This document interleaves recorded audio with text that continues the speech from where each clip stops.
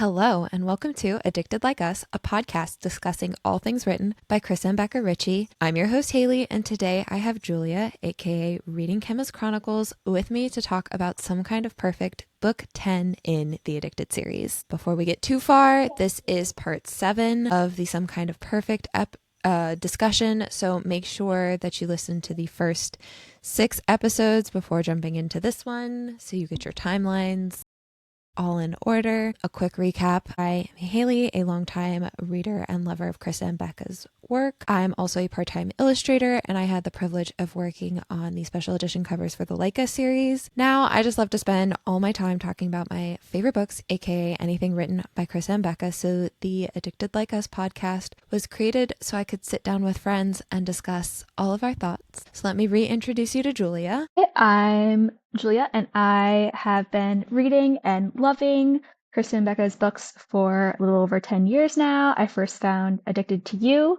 on a Goodreads list and read all the books that were out, and then continued reading every book as soon as they released. And then I kind of went from a silent reader and like Fizzleforce, Patreon participant to starting my Bookstagram about a year and a half ago. And I love chatting about these books, so I'm happy to be here talking about my favorite fictional universe.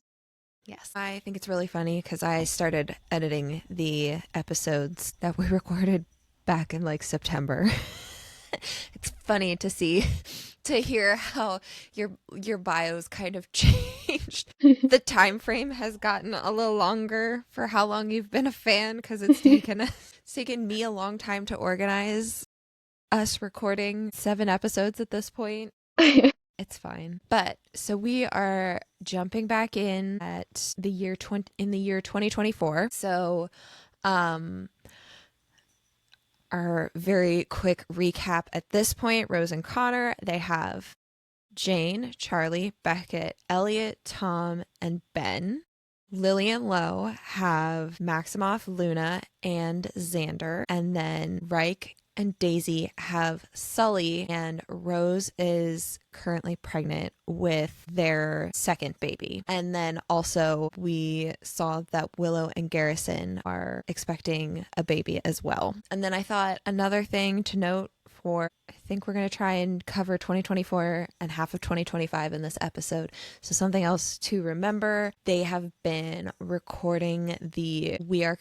been filming the Calloway docuseries over the course of several years at this point. But one of the big things that they were talking about at the very beginning was how much were they going to clue their kids into everything that they've been talking about on the docuseries. How much involvement are the kids going to have in filming and just in general knowing what the Core Six's past is, that like Lily has the sex addiction, that Rose and Connor have a sex tape unconsented out there, all of these things, Daisy and the Paris riot, there's just a lot to give the kids. Rose and Connor are kind of in favor of telling the children, and the rest of them are not.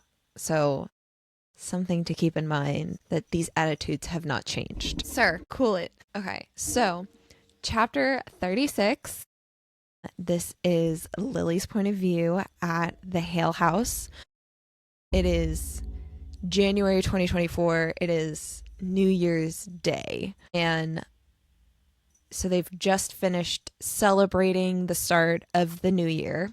Lily is carrying Luna to bed, and I think Lo was putting down the other kids. And we start off pretty well with Lo telling Lily that he got some news that night, that Willow and Garrison know that they are having a girl, and they've picked out her name. So her first name is going to be Veda because of the movie My Girl, and that's what Garrison calls Willow, which is absolutely adorable. And her middle name is going to be Lauren, Lauren, but she is named after Lo. I love it.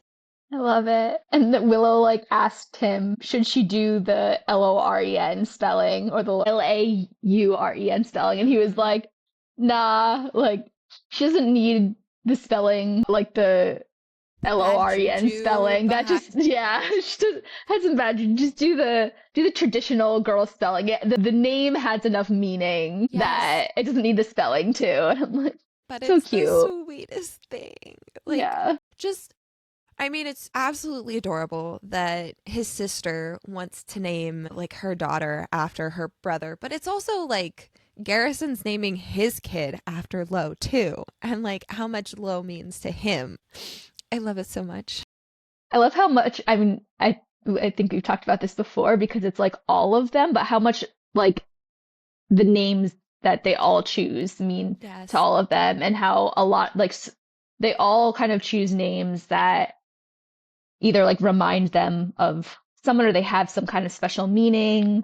And a lot of them tie back to like one of like their sisters or their brother, or like they, have one of them choose a name for them. Like they right. hold so much meaning, and that's just like it's so special. Yeah, it's not just like some random name that Chris and Becca pulled out of their heads and were like, yep, this kid's name is Ben and this one's like, there is deep meaning behind why these characters would pick these names for these other characters. And I love learning about it. And then just constantly being remembered whenever like these characters pop up on page. Yeah. I know who you're named after. It's really fun when I see like you guys interact later on. But anyway, so after all of this, Lily and Lo are gonna have New Year's, like the first sex of 2024. And Lily, our precious overthinker, is like, what kind of position? Like, how do I want to kick off 2024? Like, we need to make this super special. But wait, no, maybe if we make it super special, the rest of the sex for the remainder of the year won't be as special as this. And like, oh my god, how are we doing this? Sweet, sweet Lily. And like the entire time she's over here like, don't be compulsive, like be normal about this. Yes, you're a sex addict, but like be cool. And Lo's over here like, you're so adorable. Yeah, I am handling all of these swings in each direction. You're fine. And like there's another bit like as they're like getting naked, she's over here thinking like she can be she's still a sex addict, she still can be compulsive occasionally about sex, she's never going to be fully cured, but like Lo never takes advantage of that fact. She loves how careful he is with her, that like his focus is always on her first and making sure that she is healthy during sex always. I love that. And is it here that she says like he can be a selfish person, but like he's not like he's pretty. Maybe it's not here. It could. That might It's be definitely. later. Yeah. I mean, I think it's definitely in this chapter. But yeah, But it yes. Yeah. is. Yeah. It's a little bit later. Yeah, she says like Lauren Harrell used to be synonymous with the word selfish, but every time we're in bed together, I'm reminded of his selflessness, um, which is pretty because he could be seen as a pretty like selfish person, but that isn't something like he is pretty selfless when it comes to Lily.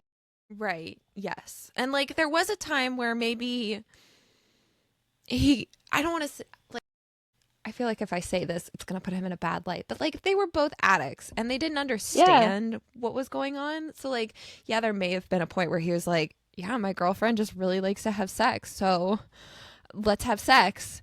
And now it's definitely more, Lily, are you in a good headspace for this? Is this like, should we be having sex right now? He's completely focused, the way she says it, like he's focused 100% on her health first, which is absolutely adorable. So they're about to have sex. And Lo reaches over to the nightstand to grab a condom, but then pauses and says, let's not use it, Lil. He wants one more kid, which Lauren Hale is the one asking. I love it so much. It's a man who was absolutely terrified to have one kid. And now he's over here like, please, let's have another. Let's have four. let's Let's have our add one fourth. more to our plate because we can handle it. Like, we can have four kids, which also reminds me of, like, I think in Addicted to You. Oh my God. I think it was in Addicted to You where they're talking about how Lily has so many sisters. She's got 3 sisters. There's 4 of them and their parents. And oh my God, that's such a big family. They're over here with the same number. Look how far you guys have come. Nova, don't play with the patch. That was my bad. That's not a toy. Okay, I have to grab it real fast. I'm so sorry. I didn't mean to throw the toy. But it looks like a toy. Looks like a fun little toy for me. So I just love, he's like, let's have one more kid. And they already he's like, we already have names picked out and everything. They have Kenny or Keller, named after their favorite X-Men characters, which she notes is like, it's like we've been saving these names. Like, we never used them, but we had them. And it was like, we were waiting for one more kid to use the names. Yes. It's like fate, Rose would say. It's like there's very a reason much like they didn't fate. breathe. Yeah. Connor's over here rolling his eyes at all of us. But it just like the way he says it too, we can do this. He says strongly, I know we can. And she's like, I know we can too. They're totally on the same page. They feel so, this is just like a total 180. No offense, Maximoff, from when they found out about Maximoff, there's like that call out too, where like we carefully planned out Luna and Xander, and like Maximoff got zero planning. Yeah. Poor accidental baby. But yes, so their plan is to try for one more kid, and that is how they decide to start their 2024, their year. So chapter 37, another favorite of mine. Yes. It's Daisy's point of view. It is March 2024, and they are at Manhattan Medical Hospital in New York City. And the chapter starts, I've had many theories, but the theory I have today overwhelms all others. I have a theory that together sisters can do extraordinary, miraculous things. People will underestimate us, undervalue us, maybe even forget us, but together, we succeed. One of my favorite lines. So beautiful. I love it. And so Rose has just given birth to Reich and Daisy's baby. Her name is Winona Briar Meadows, and Winona for where they found out that they were going to have her, that Rose was pregnant.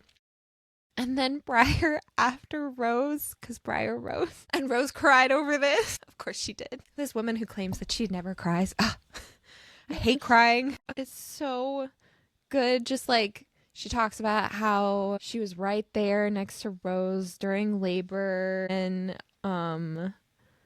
that Connor and Reich were also like just this little family unit this unit that they've created during this entire pregnancy. So sweet. I could never have pictured like Connor and Reich together like this when you first meet them to now. And then Rose says that Reich was fated to be surrounded by women. He'd say thank fucking God. Yep. And then he's like, yep, I prefer that. Oh yeah, I fucking prefer it such that a girl way. dad. Like he really is. Girl dad. Daisy has been holding Winona. She passes her over to Reich. He starts speaking in Spanish to her. Of course he does. We have so many multilingual children that will be growing up. So I love this bit that it's something that like Rose and Connor do, of like they have these meaningful moments, and it's like what quote comes to mind in this moment.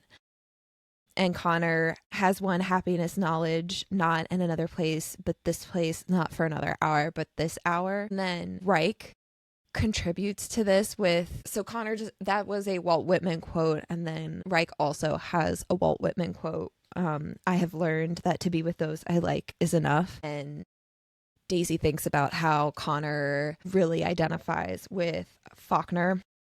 That's the is he a philosopher, author that he identifies most with? And he associates Reich and Daisy a lot with Walt Whitman. So like picking the Walt Whitman quotes. But then Reich goes over to Sully to wake her up and show her her new sister. Did I miss it? No, here's your new sister. And I got all choked up when I was listening to it, I think this morning. But Daisy's still sitting next to Rose. And Rose whispers to her that that's me and you. Yes. There's 6-year age difference between Rose and Daisy, and now with Sully and Winona. It's so cute. So sweet. I love this whole scene. And also I love that like Rose and Daisy experience this whole like they have this whole experience together, which is like so meaningful and such a like huge bonding experience. And like Daisy has felt so not in more recent years, but like through a lot of her like more like, childhood teen years, like a lot of that she felt like really kind of like left out of like the sister relationships and stuff because she was so much younger and like kind of until more recently like it was kind of like Rose and Lily were very very close and she was kind of left out and like obviously like she things have changed in more recent years and like she has Willow and like but I think it was really like so just like meaningful that like her and Rose like bonded so strongly through this experience and like even just like that beginning scene in the like beginning of this chapter when like her and Rose are just like laying on the hospital bed with like Winona in between them and they're just like they were like we've been laying here for like an hour just like whispering and like it's just like such a like I don't know, just like a sweet and like sisterly moment that like makes my heart so happy for them as like sisters and like that Yes. they get to go through this like such meaningful, important, like amazing experience together of like yeah, like that's like bonded them for ever. And I mean, not Yes. that obviously they already are sisters Right. and like have been, but like it's still just like something that like that is something that like the four of them went through this whole thing that like the four of them it brought them so much closer. Even that like Reich and Connor were like Right. more I feel bonded than they like had been. it also makes me remember, like, obviously they did have that, but it was in Long Way Down when Daisy wanted to get pregnant. It was, okay, I want to conceive naturally. Rose, would you consider having a baby at the same time so that we, like, you and Lily got to be pregnant together? And I'd love to be able to experience that with you. And like they did have a little bit of an overlap there where Rose was pregnant and Daisy was pregnant at the same time, but I feel like there was a little bit of hurt in it. At least I feel more on Reich's end. Like, you guys promised, like, you guys were getting pregnant with twins a lot. Like, it seems a lot easier than Daisy getting pregnant. And it's like they took it a whole step further with Rose getting pregnant with Winona and just like bonding them even more. And I feel like that like healed some part of whatever whatever hurts they may have had at the beginning of Rose's pregnancy with Charlie and Becca. Yeah. But it's such a beautiful sister chapter, one of my favorites. And yes, I was tearing up while we were reading this, and I was tearing up while I was listening to the audiobook this morning. It is amazing. And of course it ends so perfectly with Yes. Sully staring at her little sister and goes, "I love you, Nona." Nona. So, Reich and Daisy Meadows welcome the birth of their baby girl, Winona Briar Meadows, March 20, 2024. Okay. So, chapter 38, it is now April, and we are in Lily's point of view at the Hale house, and she is about to give the sex talk to Maximoff, and she's got all of these pictures printed out for this talk, and Lo's over here like, you don't need these. Also, they're really old. They're from 1982. Which I think is really funny because, like, I feel like when I maybe read this a while, like, in my head, the 80s were still 20 years ago. Yeah. But in 2024, oh my God, the 80s were, that's 40 years. Oh my God. Yeah. I don't like it. Yeah. But yes, so she's very nervous. She wants to have this whole script out to like of what exactly she's gonna say to Maximoff, and Lo's like, nah, I don't think you should do this. I think just wing it. The whole thing is that Maximoff was leaving for swim practice really early in the morning, and he like turned around and was like, you have to, Lily's pregnant too at this point. So he's like looking at Lily's baby bump, being like, you have to have sex to have a baby, right? And she's just like, do you want to know more? And he's like, yeah, sure. And then he had just like leaves for practice. So like, of course, this is just going to be Lily spiraling. Oh my God, I've got all of this time and I need to think up what I'm going to say to him. And I need to have props. I've got to have the pictures and the diagrams to explain this. And Lo's over here like, it's from 1982. And she's like, oh my God, have our bodies evolved since then? Since 1982. I mean, maybe. Who knows? Apparently it's been 40 years. It's just like really sweet though that like they're gonna have the sex talk. And like she's talked about how in the past it's been Lo explaining certain things. Like he's talked, like Maximoff has question like all girls have a vagina and stuff like that, like the male versus female anatomy, and Lo's been the one to kind of like explain some of that, and Lily's just been there to like nod and agree, but she's not the one explaining anything. And this was him asking Maximoff, asking her, and her like taking the lead on this, which is, you know, big deal for the sex addict. Yeah. And really important to her that like he felt comfortable enough to ask her, because she was like, I'm not just like too awkward and like shy and whatever around it, that he felt like he couldn't come to me because like I am just like, because I'm just like standing and nodding when Lo is talking or like whatever. She was like, I didn't know. She wasn't sure if he would, ask her, but so she was like, no, I need to be the one now to like do this, and I'm not gonna pass it off to Lo because he asked me, and I will do this. Yes. So she goes into his bedroom. It's the evening time. He's doing homework in his room, and she's gonna go in and do this talk. And this is where we get our first look at Maximoff's grown up, like not non-baby. We've seen what his nursery looked like. This is what his kid bedroom looks like. And so he's got like black walls, but the big thing is that he has a Batman bed.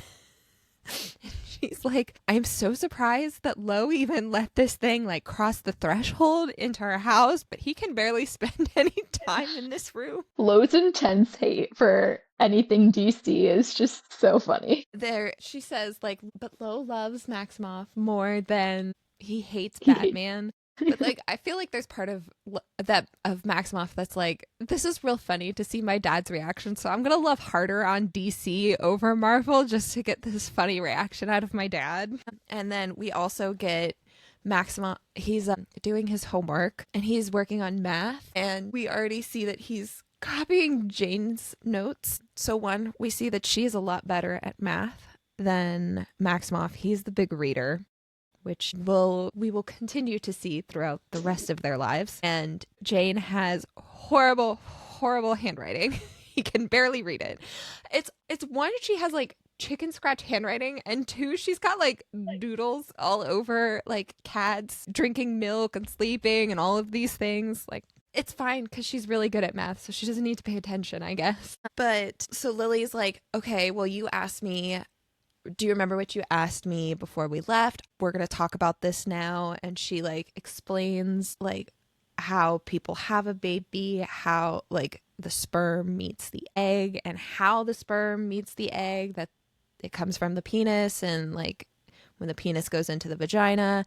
And she's being very clinical about this and like barely blushing at all. She's getting through this without any kind of script or anything. This is totally off the cuff for her. And she's over here like, but I will get a recent book because I feel like diagrams will help. So I will get those, but it'll be with like evolved bodies. And Maximoff does bring up like, this kid Whitney was telling me about, or like mentioned that two people can have sex without having babies. And she's like, Lily's like, Whitney is correct. She made a good point. And Maximoff's like, Whitney's a boy, Mom. And she's like, okay, fine. I messed up one thing in my sex talk, and it was the gender of a kid. So I think I'm nailing this. But even more than Maximoff being a reader and loving on DC, we really start to see his like very empathetic side starting to come out with, does sex hurt?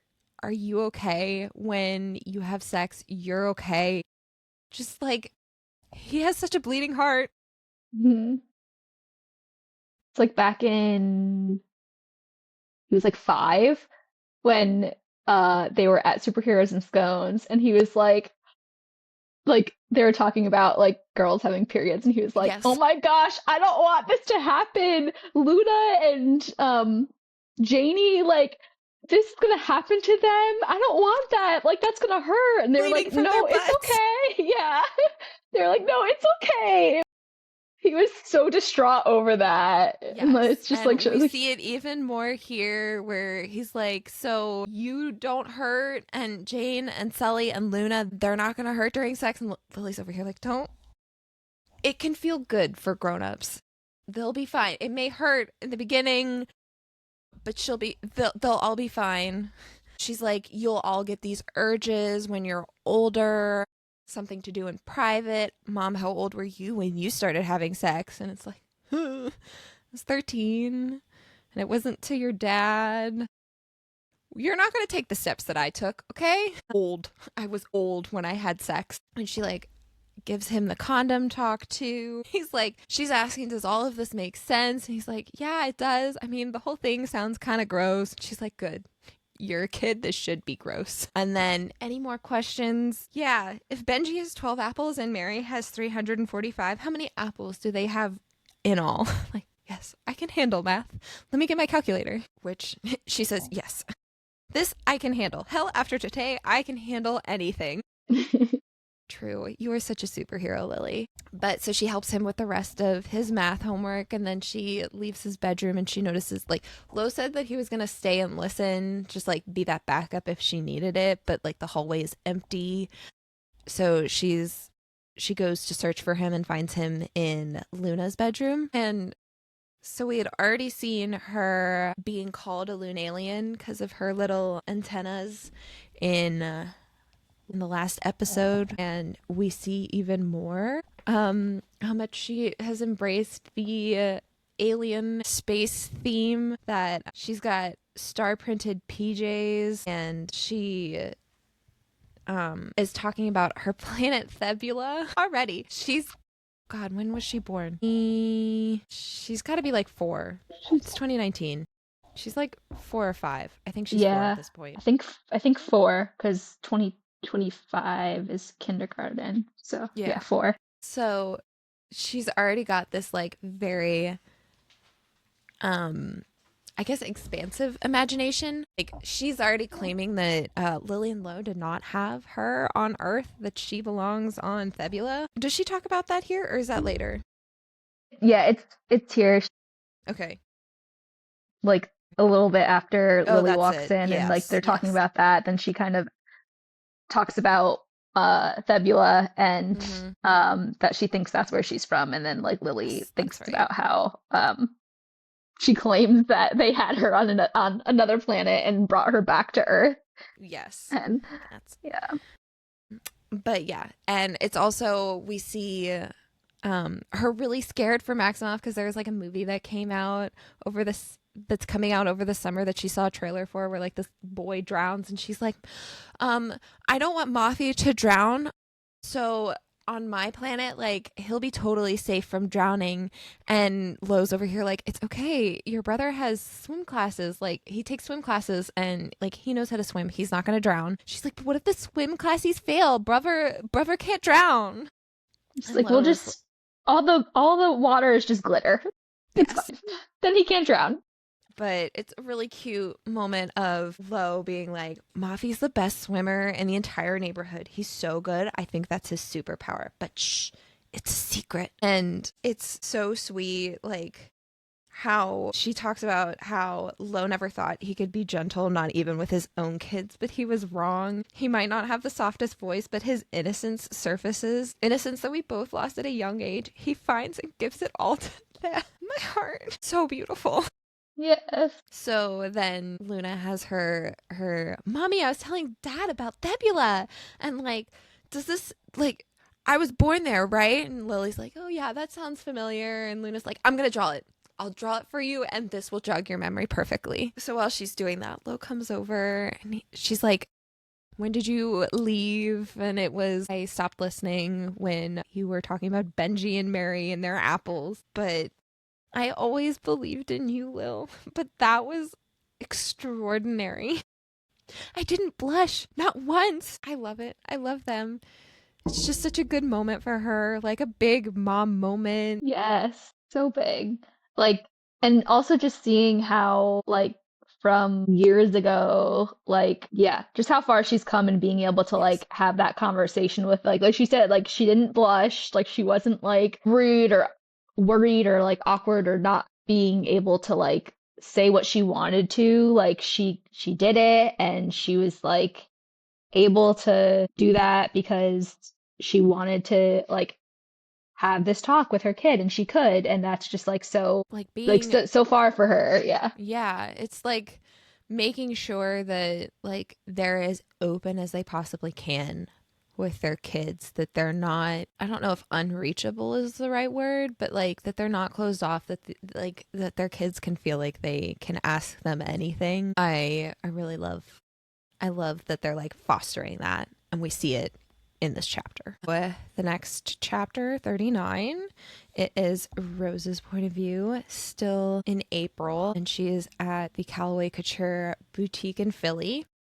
And she's closed the store for the day because they're doing a retail expansion into New York, San Francisco, and Chicago, which is big. Like she just had this little boutique in Philly, and she's had dreams of expanding, and like she does have the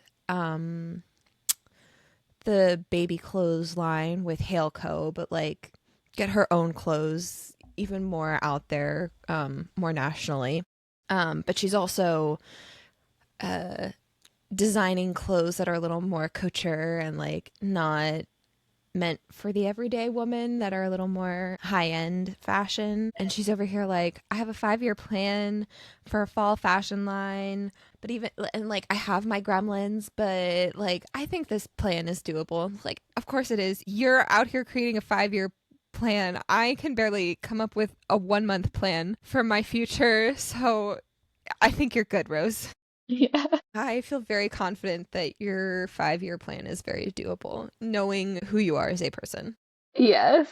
And while she's like sketching out these clothes that she wants to design, Connor pulls up and like the paparazzi are outside, like snapping pictures. Like there's this whole like hullabaloo outside of him arriving and coming in. She's like, this is the fame that he probably always dreamed that he would have. Like it is reality because of course Connor would turn it into a reality. Um and he comes into the store and her first words to him are, "You cheated," which they played Pictionary the night before and they broke off into teams, and Connor had Elliot and Tom on his team, and they really loved the sand timer and they kept flipping it, so they were given extra time during their rounds. And she's like, you all cheated, you're part of the team, so you cheated too, Connor. Oh no, it was Beckett was on his team too. It was Beckett, Elliot, and Tom, but Elliot and Tom were the ones that were playing. So sorry, Beckett, Connor, you guys have been lumped into this because you had these two troublemakers on your team. You get blamed as well. They have this banter of like, your voice just shriveled the last of my eggs. I'm barren and frigid. The exit is that way. And he's like, well, I bought you something. I didn't mean for it to be a peace offering, but it can be if like that satisfies you. And they continue bantering until he pulls her off into a dressing room. Like they're feeling frisky. He pulls her into a dressing room and he notices that she's wearing the necklace that he bought her when they first started dating. It was like the first piece of jewelry that he ever bought her, and she had been like feeling sentimental that day. She keeps it in a lockbox and she like went to go get it. So cute. I love it. I love that she was just like, she thought of it and she's like, I'm gonna go get this necklace, check it out, and like wear it today. Which is So hilarious coming from, she was like, fuming. Like, clearly the cheating was on her mind. I'm so Yeah. annoyed with him, but also I really love him and I'm gonna go get this necklace.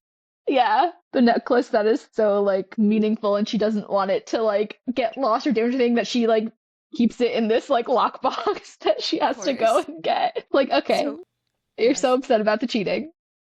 Yes, truly. We totally believe you, Rose. Um, but so Connor asks how much pain she's in because it's been 4 weeks since she had Winona, and the rule is no sex before 6 weeks. And they're over here about to break that rule. They do. And Rose is over here like, oh my God, like I have just submitted to my husband. Like I was horny enough. Horny Rose was like not strong enough to resist Connor. And I broke the 6 week no sex rule when my sister, the sex addict, never broke it.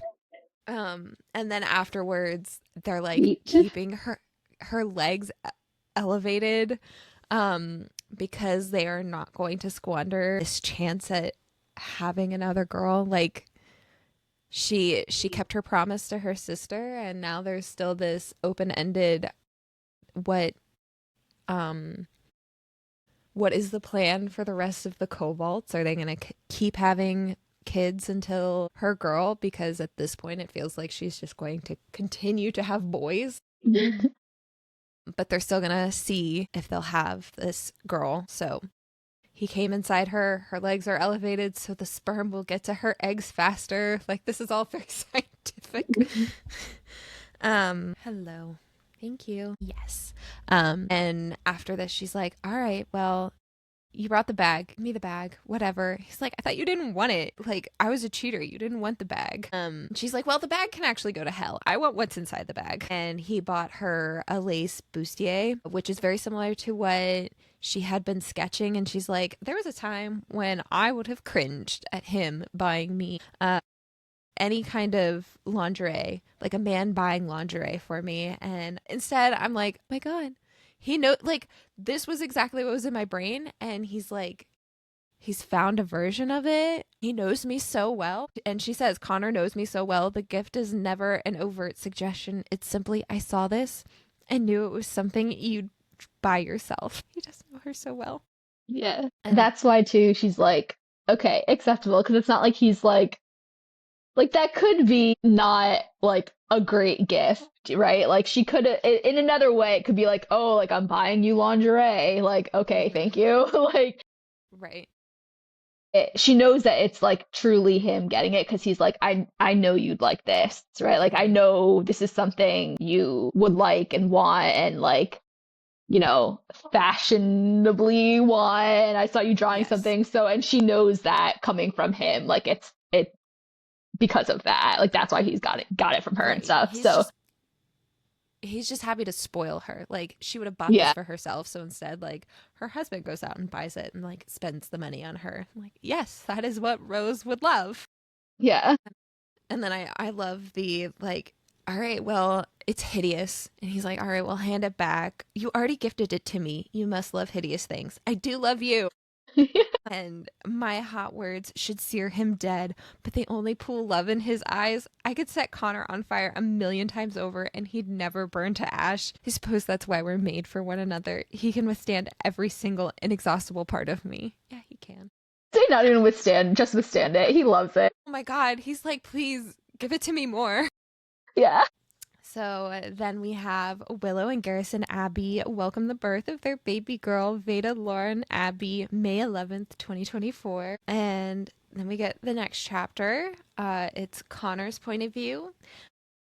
It is August, and they are at the Cobalt Estate. It is nighttime. They're about to do like their nightly routine, putting the kids to bed. Connor's like, there's something that we need to talk about with one of our kids, and it's going to be a hard discussion. It needs to happen tonight. Rose and I are in agreement that we're going to do it tonight. Rose is like, only one of us should be in there. I don't want him to feel picked on about this. So Connor agrees that he'll be the one to do it, and Rose is going to handle the fact that Becca gave Ben his tooth to leave for the tooth fairy. I just love this bit that like Connor find like he thinks the tooth fairy is ridiculous, and for the most part the kids are like, yeah, this is fictional, but like we still kind of believe in it. But Ben is their only kid that truly believes that he can catch and like speak to the tooth fairy. This is very Ben Cobalt. And so Rose is like, how are we dealing with this? And he's like, it's not Ben's tooth. The tooth fairy shouldn't reward selflessness. You'd rather the tooth fairy promote greed? We're paying our children for their teeth. If anything, we're teaching them that they can sell their bodies for money. It's linear to prostitution, but it's acceptable because everyone does it, right? You took it there. Society took it there. I simply think about what everything means. I love this whole interaction. But Rose is like, well, regardless, someone's getting money under their pillow, so who's going to take care of that? He's like, you're taking care of that because I He's like, you simply take cannot that. deal. So you take that. I am not, don't want to do that. No. So Connor is going into Elliot's room to read him a story. And he says that Elliot loves stories more than he loves physical books. And that, like, at a glance, there's not really a difference between the two, but there is. And when Connor asks him, which book do you want to read? He picks out this collection of Edgar Allan Poe poems, which he notes, like, some parents might think that this is a little heavy and dark for such a young kid, but, like, he loves this stuff. And we know, like, we know our kids better than what other parents may think. So we're gonna do it. And he loves them, and he even asked for a painting of a raven. And Rose wants to give him Shakespeare too, but I don't know, I just love all of these little crumbs of Elliot lore that we get in this Yes. chapter. I was So gonna say, much. back to our, we see so much of the kids' Yes. personalities in this book. It's like we see, like they said, he says, he always has an impish look in his eyes, as though he seconds from a dramatic entrance and exit with folly swept frenziedly in between. Like, there's just so much, just that is just like that. So Elliot, It like is we're so seeing it Elliot. here at he's 5 years old, and it's just like, yeah, we can see already. He also, this is skipping a little bit in this conversation forward, but he also says, like, his memory matches mine and I never forget anything. Yes, And I think like, that's also something very, like, we see a lot with Elliot in like the future of like he, yeah, he has a really good memory. yes, he's a dramatic person, a wily person as well. But yeah, so Elliot asks Connor, can you read The Black Cat from this book? And Connor's like trying to walk him through, read this to me. But he notes that, like, he knows which book to pick because he knows the colors of them. These are books that we read him every night. He has memorized that the Black Cat is in this book as well. Connor's like, show it to me in the table of contents and we'll read it together. And Elliot's like, no, I want you to read it to me. And he can't find it in the table of contents. And he just like randomly points at a different story for him to read without actually saying, like, read, it's the devil in the belfry. And he doesn't actually say it, he just like points at it. And Connor is noting that, like, Elliot, his handwriting is nearly illegible, he has trouble holding a pencil, and he has trouble reading that, and that the teachers at school like try and write it off as like he's just a difficult kid, that he's unwilling to follow instructions, but it's not that. It's just that he's frustrated that he's not at the same level as even the other kids in his grade, because they like talk about later that, like, the whole thing is that Rose and Connor think Elliot has dyslexia and they want to get him tested for it, and the teachers are like, he's still too young for it. They're still developing motor skills, and like it's very possible that your kid is just normal. But like he's already feeling frustrated with kids that I would call normal because they're not. Like, he's in a classroom with kids that aren't Rose and Connor's kids, that aren't as like quote unquote a genius as like their kids, and he's still like not necessarily keeping up with them. So I feel like that's a stupid argument from the teacher. Yeah. And they think like that, he told them like when they asked like, what do you see? And he's like, I just see words all over the place. And Hmm. like Connor says, they don't care No. that they don't even care that he's not if he's not as quote unquote smart as their other Hmm. kids, which he is really smart, just not maybe in the same way, or he's not been given like the tools he needs to learn in the way that's best for him. So to the teachers, it may not seem like that, but they're not even upset that he's not up to par with the other kids in his class. They really just want him to not feel so upset that he's falling Right. behind and feel They, inferior and feel yeah. like frustrated and anxious when he's called on in class and that he's like stuff like that. That's what they want. They're not like, oh, we're a family of geniuses and he's not that Yeah. smart. So, we need to, something must be wrong. Like, that's not the problem, which, like, the Yeah. teachers are kind of like, oh, I think he's maybe just not as smart as your other kids. They're like, Right. that's not, Yeah, he doesn't need to be. Like, yeah. that's where I was trying to go with that whole like, I mean, if he's not even keeping up with the kids in his class, like it's not that Rose and Connor are worried that he's not smart enough. It's just like he's not keeping up with like the quote unquote normal kids and he's feeling frustrated. And I feel like you should recognize that this kid is struggling and needs different tools than the rest of them. That it's not like an intelligence thing. It's just he needs different resources than other kids. So the whole thing is that Connor is here to tell Elliot that like he needs to be held back in his grade one more time, like do kindergarten one more time before like it gets to a grade level that it would be too noticeable with like kids not being around the same age as him. It's just better to do kindergarten. So he's going to be held back so that he can redo kindergarten with better resources. He's going to listen to books more and he'll cover up the words, use an index card to cover up the words so that he's only seeing like line by line. He's not being overwhelmed by all of the text on the page. And he's just going to learn differently that his ears are his gift. And it's poor Elliot's like really upset about all of this because like Connor's the whole time as Connor is thinking all of this and he's still trying to push Elliot into like, can you please read what's on the book so that Elliot just kind of understands where Connor is coming from when he explains what's happening with like school to him. But he's so sad about it. He like cries.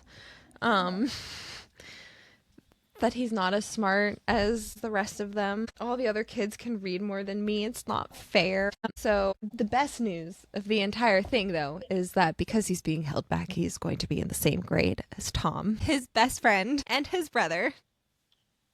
They are as close in age as they are in friendship.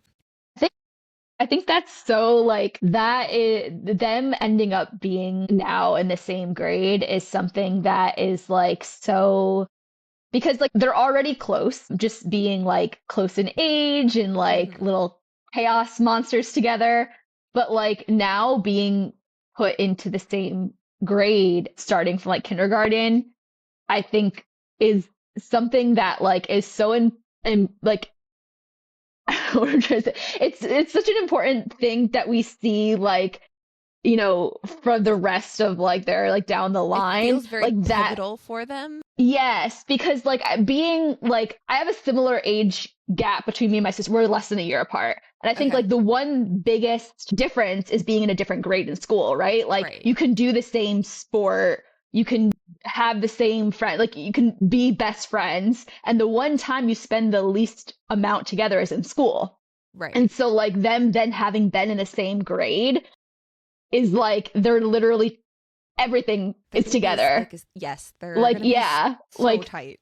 the one biggest thing that could have like kind of been like a little bit of a separation of like, oh, they were in a different grade, like they kind of is now like, nope, they are in the same Totally grade. gone. Those teachers have to deal with like to double the Yes. trouble. Like, so I feel like that Yes. is just like such a like pivotal thing in them being like, and even, yeah, so Yeah. And even Rose says the teachers are going to hate us more than they already yeah, do. Which I love. She's like way back when Jane started kindergarten and they're already starting off on the wrong foot. And like this one line of the teachers will hate us more than they already do. Okay, cool. So that hasn't improved since Jane started kindergarten. It's just gotten worse. Got it. Yeah. But anyway, Elliot, like a little sad about learning this news, but also incredibly excited to be in the same class as Tom. He like wants to tell him right away, and Connor's like, "No, we can wait." And he reads the book to Elliot, and this is where he talks about how he's so smart that he has the same memory that Connor does, that he is Connor's not actually reading the next line. He's quoting this from memory, and he notes that Elliot is like mouthing along and doing the exact same thing as him. It's so cute.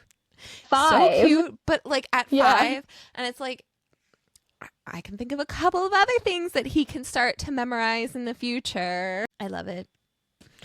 So then we get Lily and Lauren Hale welcome the birth of their baby girl, Kinney Hale, October 3rd, 2024. And then we get chapter 41.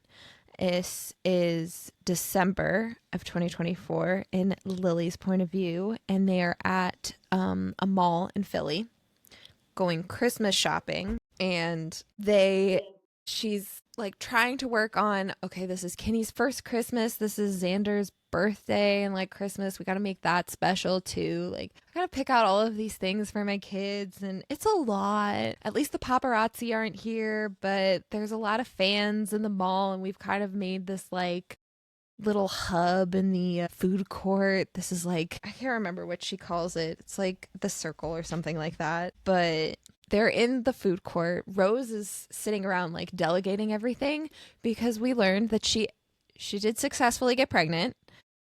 So she's now pregnant with her 7th kid, also her 7th pregnancy. It confused me so much when she said this, but right, Charlie and Becca were one pregnancy. Yeah. Got that.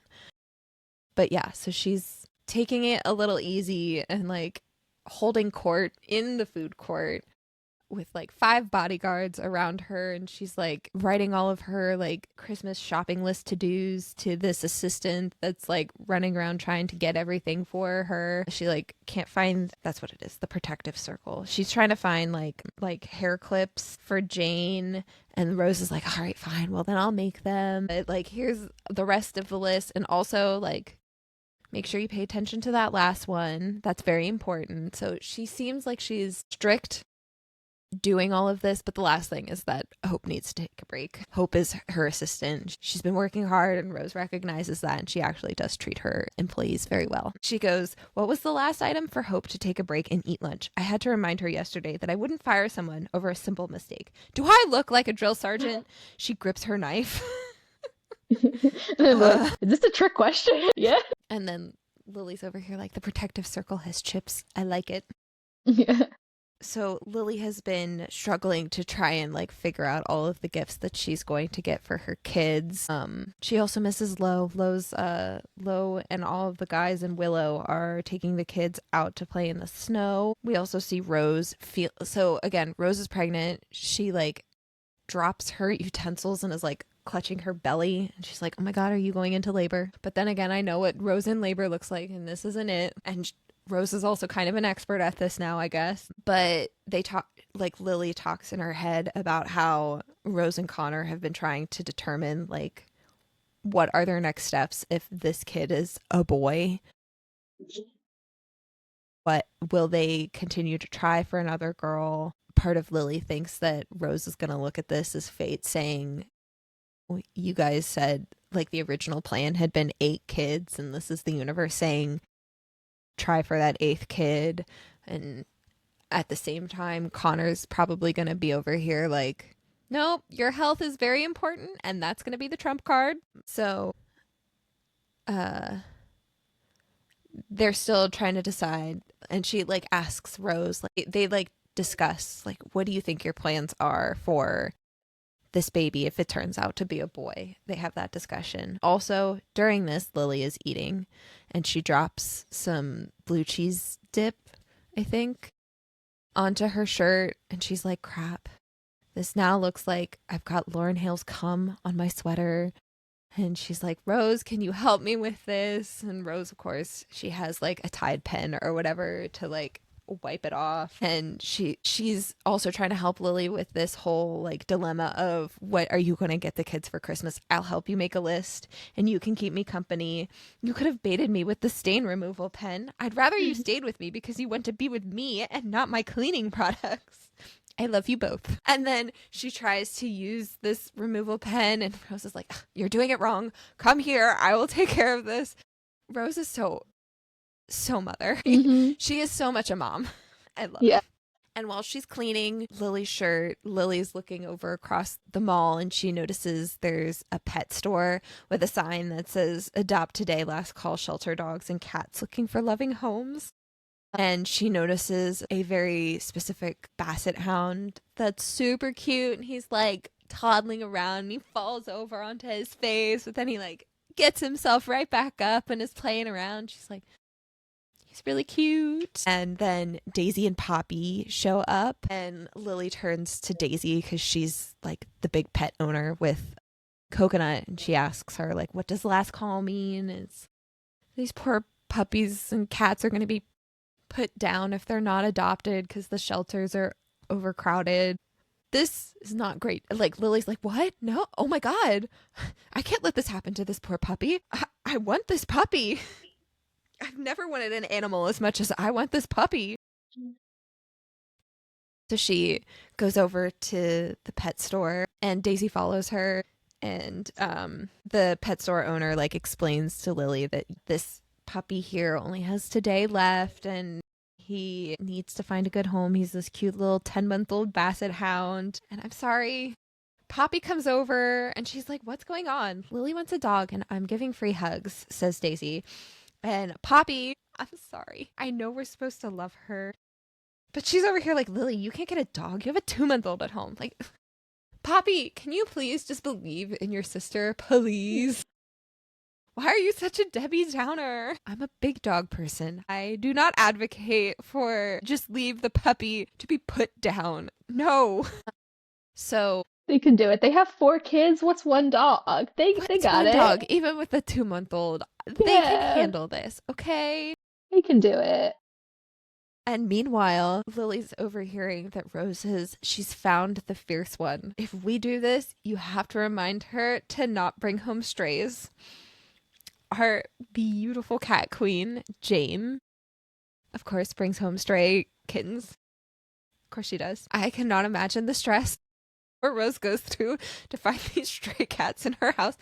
Get it out of here. So they're going to get her this black kitten with big yellow eyes. And Rose is like, you can eat 1,000,000 birds, but just not the bird.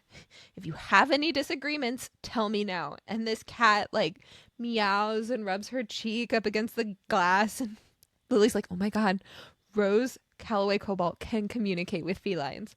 This is proof that she's Catwoman to Connor's Batman. I love Lily's like running like internal thoughts that like Connor being Batman and Rose being Catwoman. He's like, this is it. Like this is like continued proof that like they are Batman and Catwoman. Yeah. And she's over here like, this is a historic moment. Let me digest. Yeah. And Poppy's over here like, what do you mean by a bird? And they're getting a bird for Ben. And again, Poppy's like giving questioning eyes. You're getting a bird and a cat? Poppy, please stop. I'm so over this.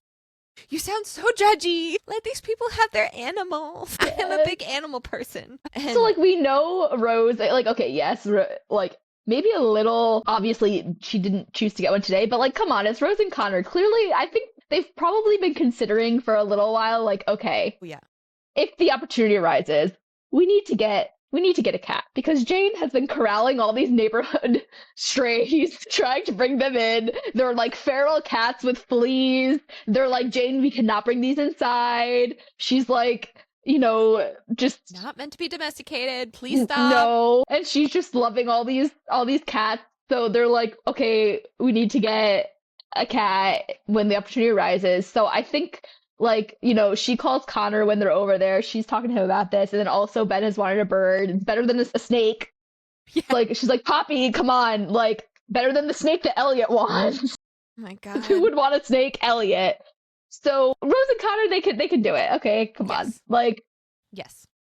we're We don't good. need this judgment from you, Poppy. Okay, No. thank you. So Lily then calls out and asks Rose, the one who has the proper opinion, and wait, sisterly advice? Those magic words lift up her lips. You can handle a dog, Rose tells me so strongly. The better question is if your annoying husband can. Ooh, the crowd shouts at Rose's insult. Rose only wears satisfaction as she enters the store. I love that she's so willing to insult Lo publicly. Huge crowd. She's like, yep, I've done my job. Yeah. So Lily texts Lo and she's like, puppy, question mark, question mark, question mark, question mark, question mark. And she sends a picture of the dog and he sends back a text, smiley face. So I'll take it. We're getting a dog. She's like, okay, yay. She comes home and Lo is like, what the fuck, Lily? How was I supposed to know you were asking to get a goddamn dog? We don't do animals. That's not a Lo and Lily thing. She's like, Lily and Lo. Lily, Hale, we have Hale, no clue how to take care of a dog. We didn't know how to take care of a baby, and now we have 4. You and me, Truth, we though. can do anything. Huh? You realize I said we can do anything in relation to fixing the toaster. We didn't have to buy a new one. And we were able to save ourselves from cold Pop-Tarts. I love her brain. I was listening to that first episode, certified Lily Hale original thoughts. Yes. Yeah. So she feels guilty. Like, Lo has made her feel a little bad about the fact that she didn't call Lo and specifically say, I want to get a dog, like Rose did. But he's like, no, it's okay. And she's like ready to, okay, I'll go get Rose. We'll find a new home for him. It'll be like he was never here. And Lo is watching the kid. Like, the kids are obviously so happy to have a puppy in the house, and they're watching as the kids are playing.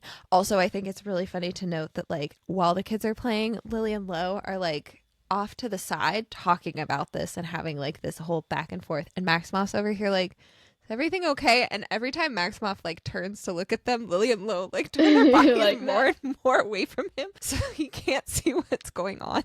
Cannot tell that there is a problem. I love it. But it's very cute. Like, the puppy face plants on the floorboards, and the kids like help him get back up, and he hop skips after them. And when he gets close to Kenny, she's like squealing in delight. And Lo is like, Lily says Lo is smiling, not a shadow of one, not a partial one, a clear whole smile. And he notes that like this dog is such a dork, but looks like he's gonna fit right in with all of us because they're a family of dorks. Yes. And then Mafi comes over and is like, we've come up with this dog's name. Let's hear it. Gotham! You should see Lo's face. He looks dismayed and perturbed. Sometimes I think Mafi gravitates towards DC Comics just to see Lo's what is the world coming to expression that pops up solely for moments like this. Mafi is already laughing. And Lo's like, this better be your biggest joke all year. Lo's like, it's a great name. It's not. It's like, I'm not calling our dog Gotham. And then No. poor Mafi, he's like, we can change it. No. Lily's like, no, you chose that name. It's a good name. Mafi loves Batman. Yeah. If you want to call him Gotham, you can call him Gotham. I'm not. What are you going to call him then? Ham. Lily's like, I don't think that's an upgrade. It is. It's a fucking upgrade. I love the beginning of Gotham/Ham. Yes. I love the pets. All of the pets in the series are so precious to me. Yes.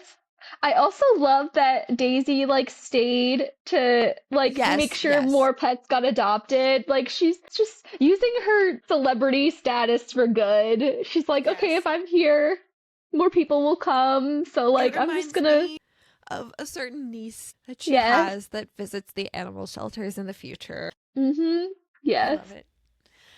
Okay, so that is the end of 2024, and I think we have some time to squeeze in half of 2025. So we are on chapter 42. This is Rose's point of view, It is January 2025 at Manhattan Medical Hospital. I think this one is probably I keep saying that about a lot of these chapters, but one of my favorite chapters. Rose is currently thinking back over 13 years ago. That's crazy. What do you mean that this book was over 13 years ago at this point? It is wild, yes. So Rose has been Also texting wild Connor. that we're at 2025, which was now in the past. I don't like it at all. That's wild too. Did I tell it to you? Someone sent me a thread and it hurts me that like we're in 2026 now and someone was like, welcome to quarter two of the 21st century. I'm like, what do you mean? Don't like it. But yes, so we are in 2025, the past. My God. I just like truly remember when I read this book for the first time and I was like, these years seem so far in the future. For the future. Way, way far in the future. What do you mean this much? Oh my God, not even like it's where is it? There we go. What do you mean this much of the book is in the past now?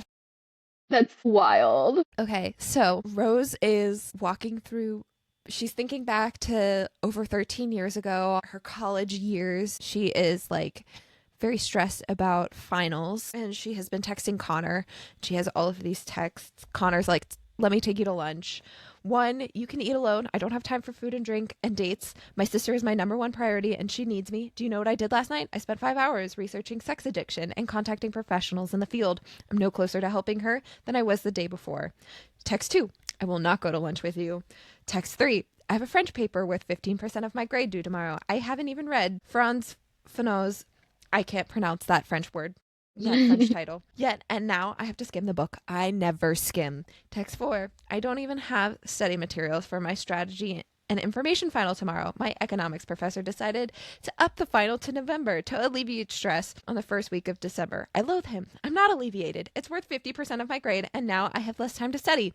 His logic is ridiculous. He also added extra reading supplements and teased us about specific questions from these textbooks, which means I have to take time and go to the library. I'd withdraw, but withdrawing admits defeat. I will not be defeated by a professor. Text 5, disregard all previous texts except the second one. I love that whole exchange.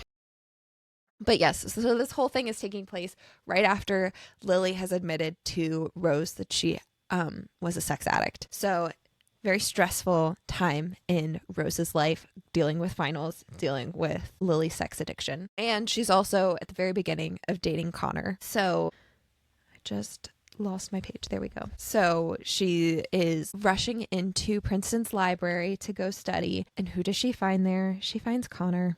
He's waiting for her. So romantic. These two like academic rivals, of course. It's just so perfect that he would be there to help her study. He has all the textbooks that she needs to study. She's like, I have to wait for a computer before I can type up my French paper. And he's like, I have my laptop here. You can use my laptop.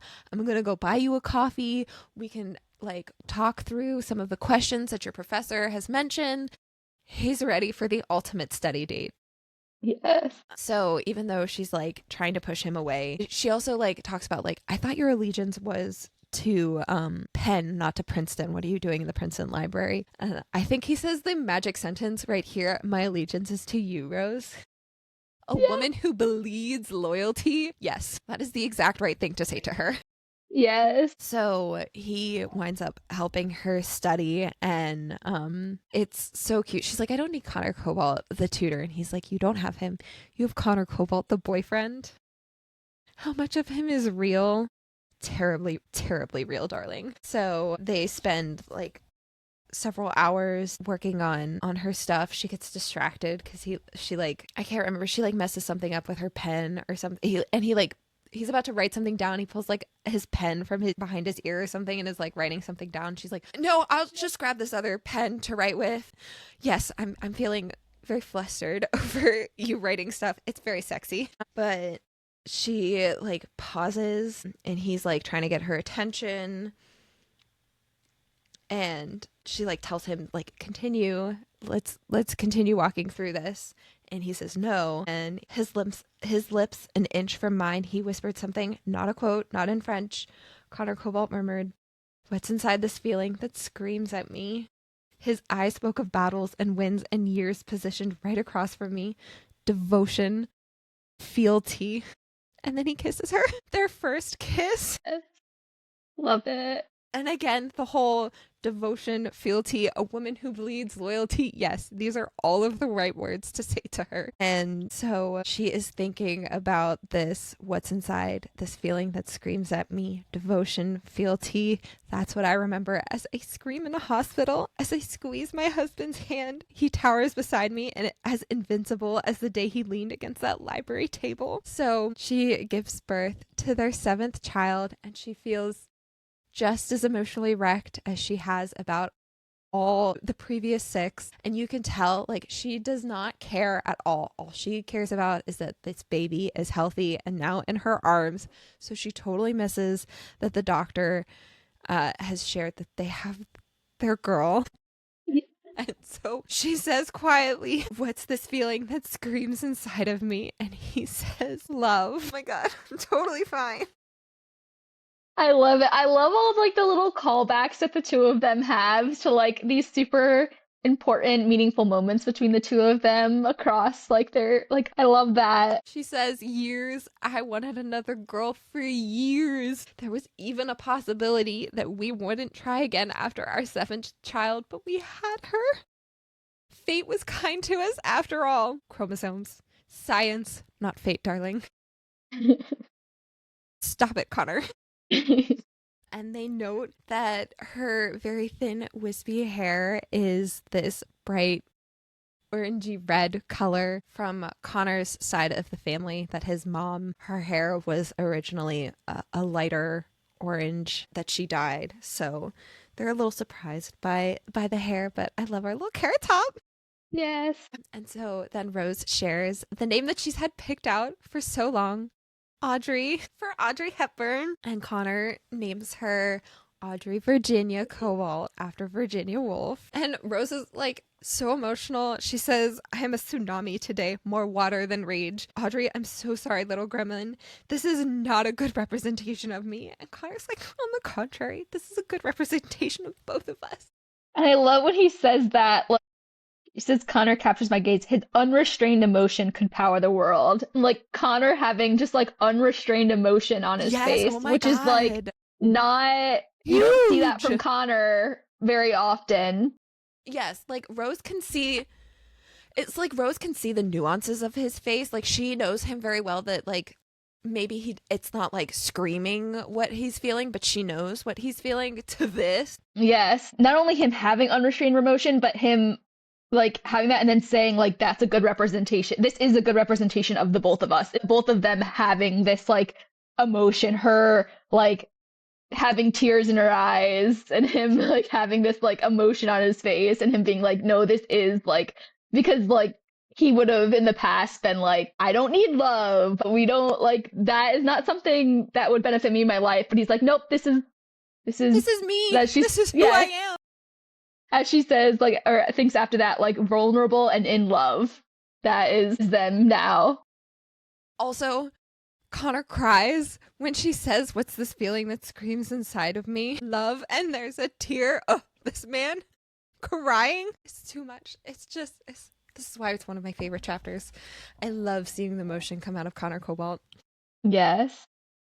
So then all of the kids come in, all 6 of their kids. Rose says 7 children, 7 healthy, beautiful little gremlins. And so she says, "Jane, Charlie, Beckett, Elliot, Tom, and Ben, we'd like you all to meet your new sister, Audrey Virginia Cobalt." And Jane is so emotional. She finally has her sister. Poor Yes. Jane too, because like Audrey is the baby of the family. She's the last one to be born. So like she talks about how Jane has grown up seeing the sisterly bond that Rose has with her sisters, with Poppy and Lily and Daisy, and she's always wanted that. Also, she's had to see her cousins, Luna, get Kenny, and Sully get Winona And she's over here like, I want my sister. She's like, I She just finally have gets her these sister. 5 brothers. Like, come on, I want a sister. She finally gets it. And she's like so emotional over this that Connor sees and has to turn his head away because the sheer emotion on his face, I'll never forget that either. While the children speak softly to Audrey, I say to Connor, we did it. We did all of it. This room, this love, our future, our dynasty. So perfect. I love this family so much. Yes, I love them. And just like, finally got their girl, their second girl, but Yes. they got, and I think it was even more because they didn't know if they'd be able, like, they hadn't really made a decision of like, if they did have another boy, were they gonna keep going? Right.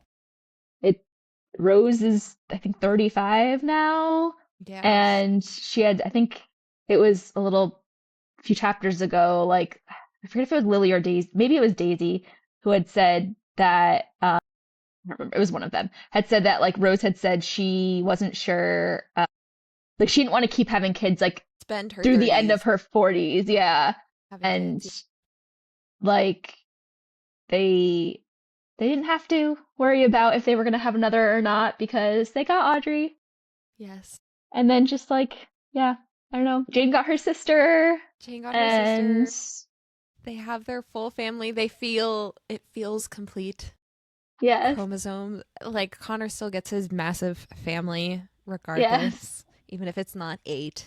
yeah. Rose Kind of still almost even birthed better that 8 it's not kids. 8. Connor didn't get the 8 that he originally wanted, but it's Seven's pretty 7. freaking It's like, close.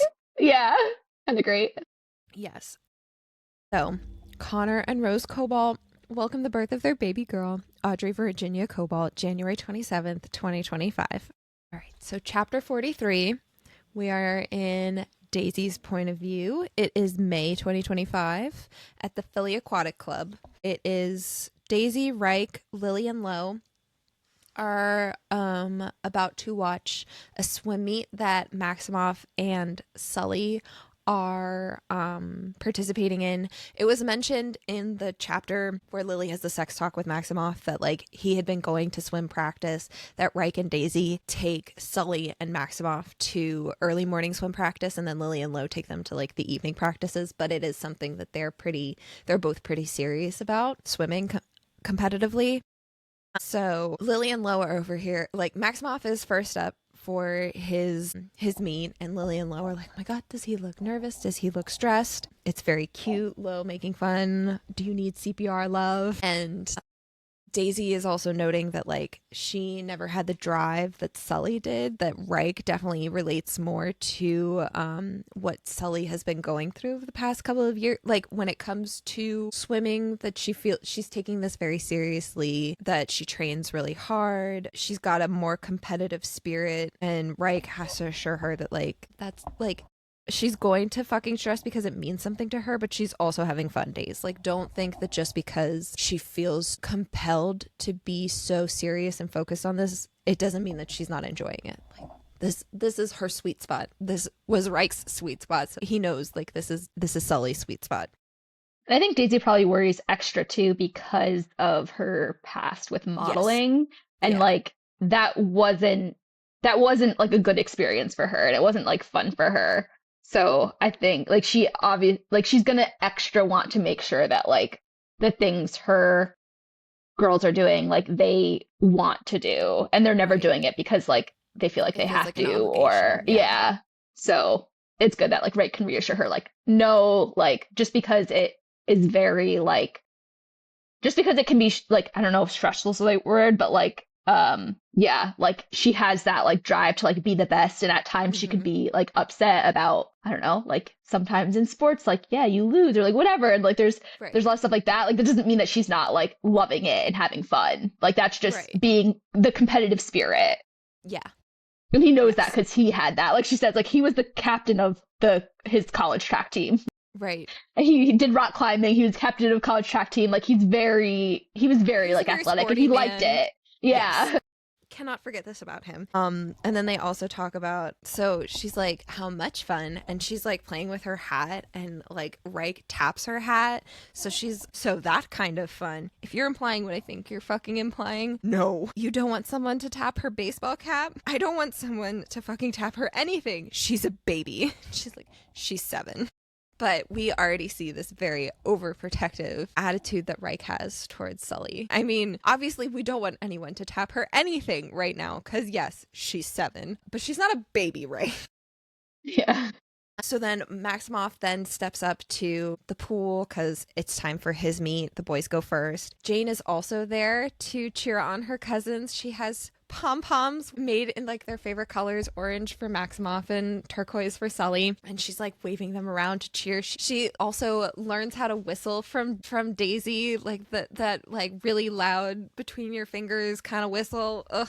And so Maximoff competes and he comes in second place, and afterwards it's Lily and Lo aren't like, oh my god, he got in second place, like what how is he feeling? All we care about is, do the kids feel good about like where, how, like what place they come in. We don't care if they win or they lose. It's, are they still enjoying this? Are they having fun doing this? We never want it to be an obligation for them. And so like, even though he does come second, he's still proud of his time, and Lily and Lo are happy with that.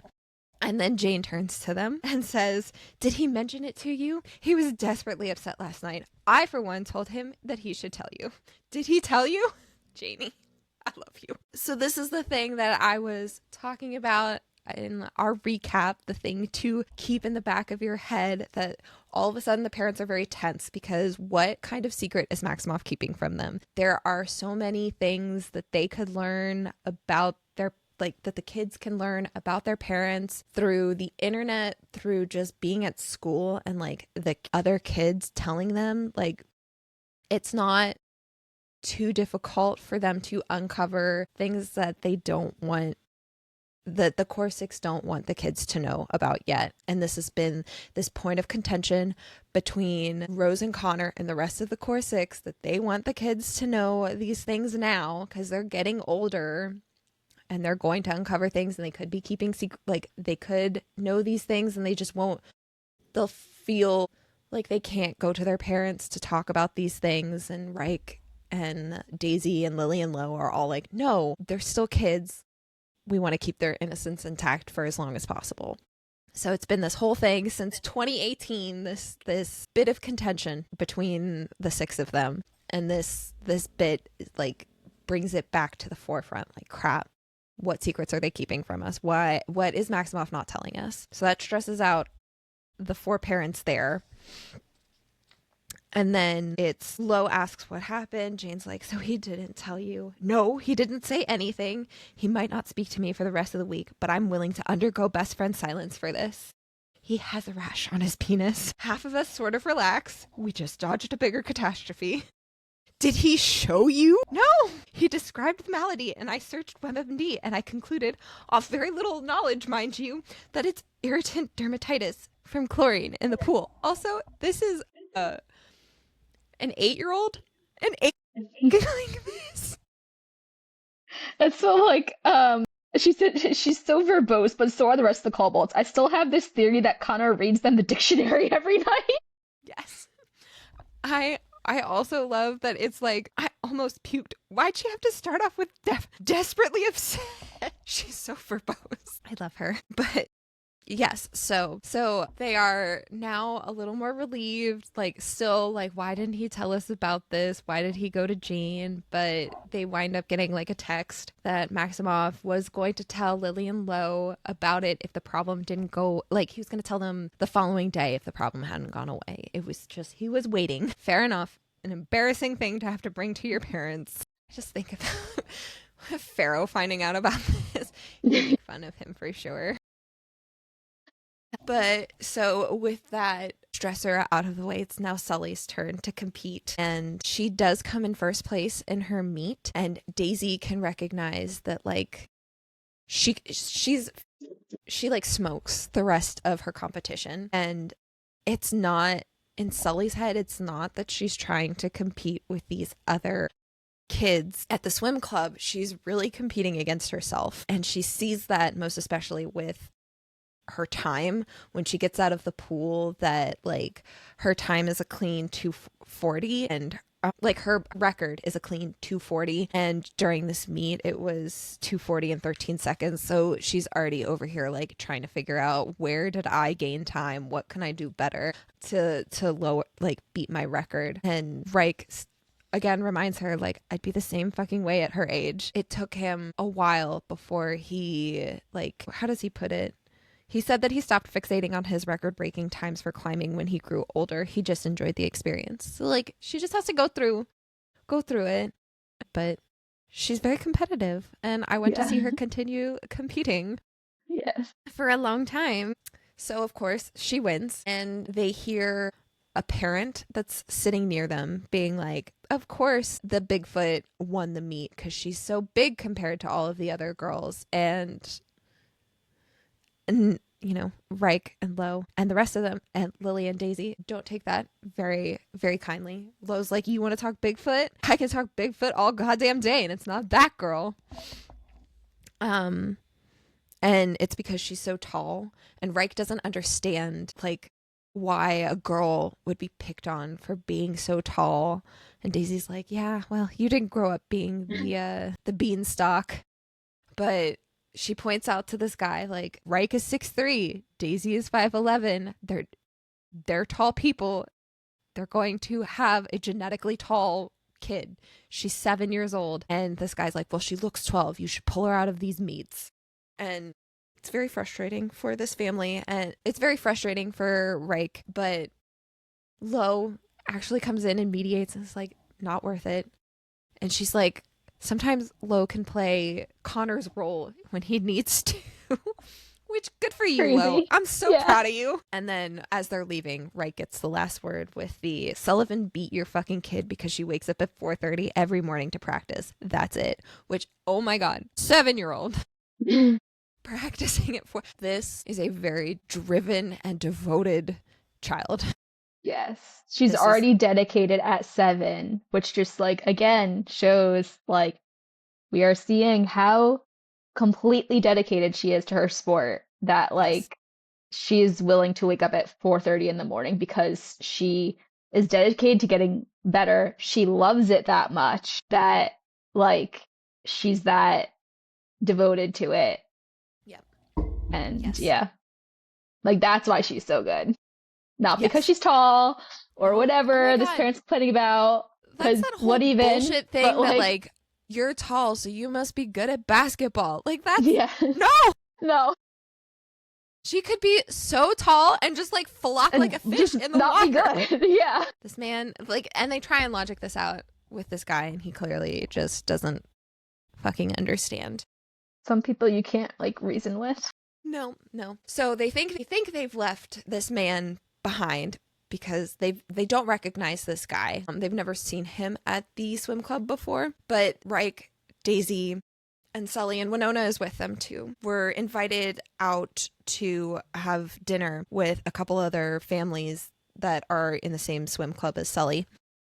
And this guy happens to be there, and they had hoped that like he was from another swim club because they didn't recognize him, but it turns out he's like a dad of one of the other swimmers. So they're not feeling very comfortable being around him with the way that he's talking about a 7-year-old, by the way. So Reich, the very protective one, Reich is like, don't fucking talk to this man. Stay away from him.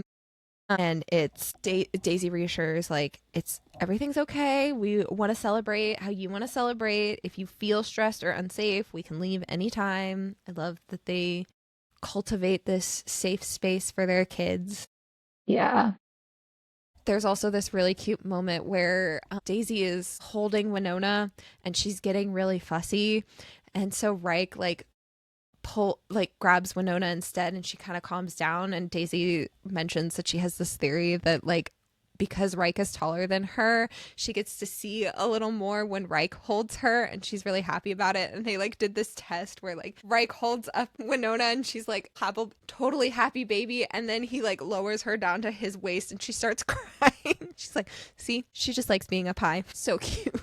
Yeah. So they sit down to have dinner and they're like looking through the menu, and Daisy notes that like I don't think there's anything on this menu that my kid is going to eat. We learn that Sully is very picky about the kind of food that she likes to eat, and it needs to have sugar in it. We like whipped cream and waffles and donuts, none of this like french fries and salad and stuff. And so like while they're looking through the menu and like, oh crap, Sully may not eat any of this, they can overhear this shithead dad down at the other end of the table saying that there's a beast from another swim club that like beats all of their kids. And we're talking about the Just Riley Park Club, beast of a girl on that team. You know, the one?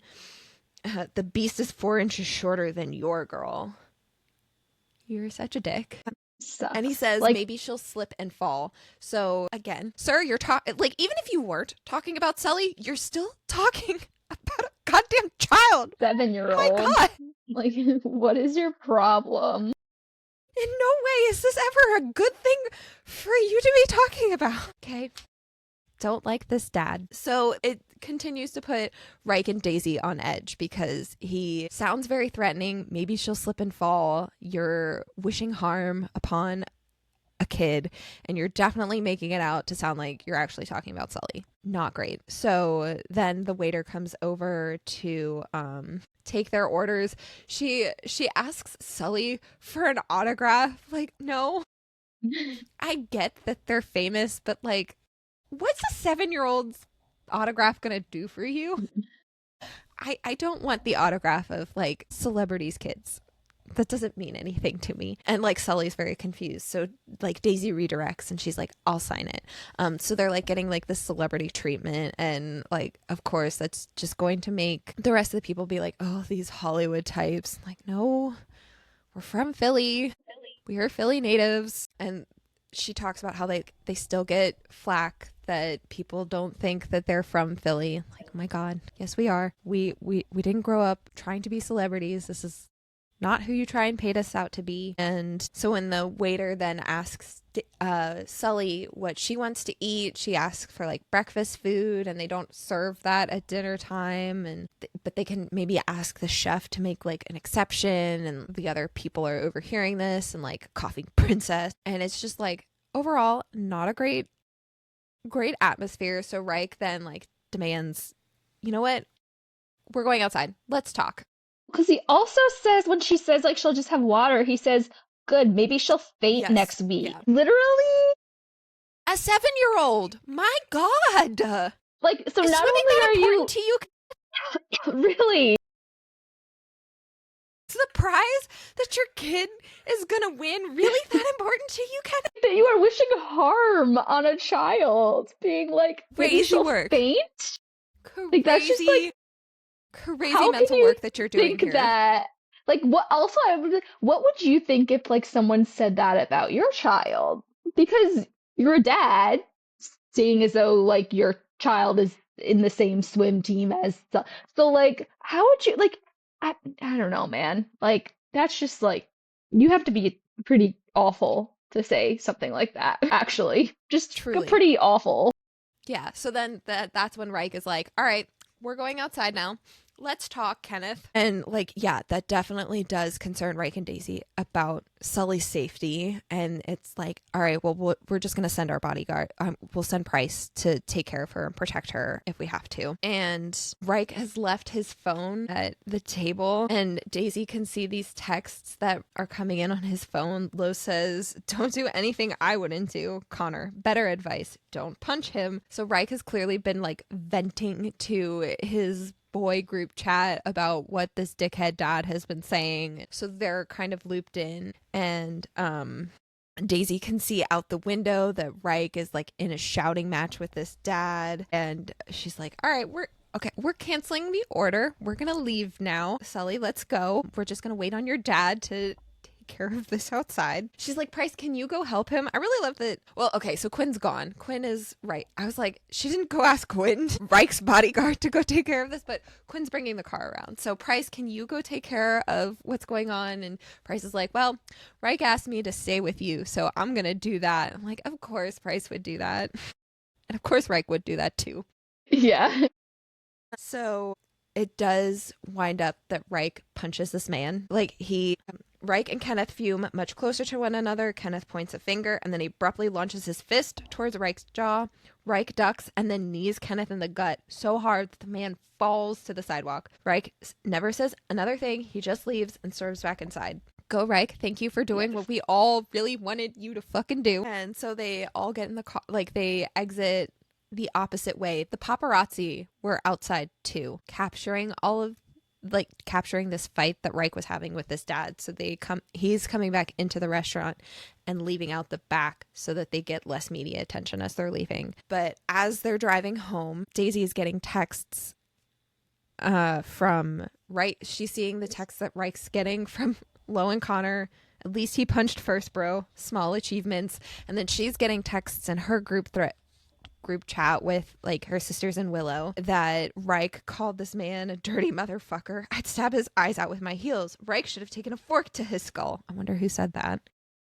Willow, what's going on? And so Lily sends this article. It's the paparazzi have already captured this entire moment. It's already on Celebrity Crush. So it's, Daisy, did the man really wish that Sullivan would faint? You think Reich concocted this for laughs? Why the hell would he say, you wished my 7-year-old would faint? Not to mention slip and fucking fall.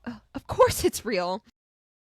Again, Poppy, she's like, I'm just looking at all sides. Poppy! Sisterly Really? loyalty.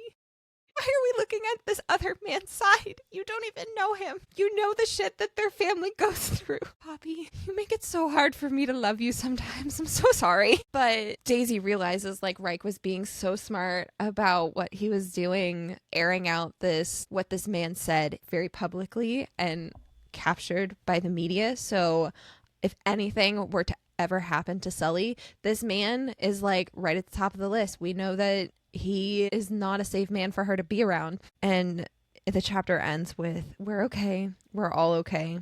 We're really fucking okay. Taking care of their little family. Yeah. But yes, so I think this is going to be our last chapter to talk about for this episode. So chapter 44, it is September 2025. We are in Lily's point of view and she is at Dalton Elementary with Lo. And Luna has been in kindergarten for 2 months at this point, and they're already being asked in for a parent-teacher conference. And it's not one of those parent-teacher conferences that they have where all of the parents come in and talk. This is very specific to just Lily and Lo. So they're kind of nervous why the teacher wants to talk with them. And they do like this teacher. They talk about how Miss Jacobs is Luna's kindergarten teacher and Maximoff had her and she was very kind to Lily and Lo. So they were they were feeling very hopeful. I'm really glad our next kid also got this really kind teacher. Things should be going smoothly. So the teacher comes in and she wants to talk with them about she's excelling in her writing skills. She's also on track for math. But at this point, the children start building friendships with their classmates. Sometimes the shy students take a little longer, but Luna isn't quiet or shy, and approaching her classmates hasn't been an issue.